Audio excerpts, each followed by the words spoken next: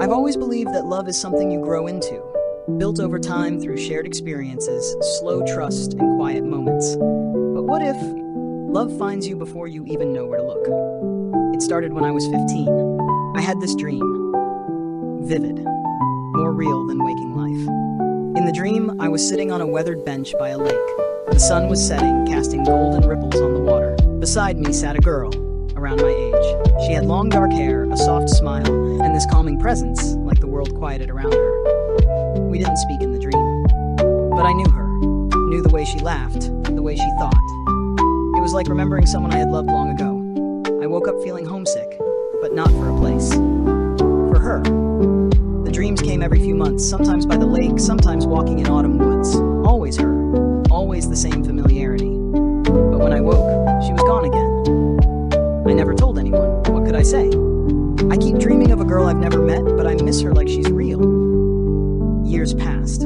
I dated people, made mistakes, moved to another city. Life moved forward. But the dreams, they never stopped. And every time I saw her, I felt more certain that she wasn't just a figment of my imagination. One night, I had a dream unlike the others. We were older, sitting on a porch wrapped in blankets. The girl, now a woman, looked at me and said something I had never heard in a dream before. "You're close." I woke up with a racing heart. Close to what? To her? To finding her? A month later, I was at a local bookstore, the kind with creaky floors and mismatched lamps. I wandered through the aisles until I found myself standing in front of a shelf I never noticed before. Local authors. I picked up a slim book with a dark blue cover. The title, Beneath the Quiet Water. I turned to the back cover and froze. The author photo. It was her. The same eyes. The same calm. The same presence that haunted my dreams for over a decade.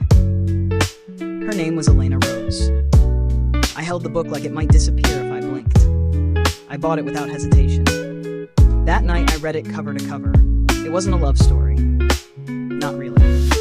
It was a story about a girl who dreamed of a man by a lake. A man she had never met, but who felt familiar. She wrote about dreams that returned again and again. About a strange certainty that love, in its truest form, doesn't start when we meet someone, but long before.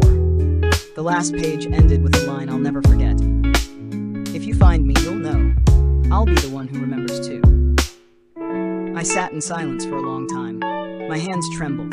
The next day I looked her up online. She was doing a reading at a small cafe not far from where I lived. The universe had drawn the map, and all I had to do was follow it. When I walked into the cafe, she was already on stage. Her voice was soft, almost musical. I stood in the back, unable to breathe. After the reading, people lined up to have their books signed. I waited, heart pounding. When it was my turn, she looked up and stopped. We stared at each other. Neither of us spoke. Then she smiled. That smile, the one I had seen 100 times in my dreams.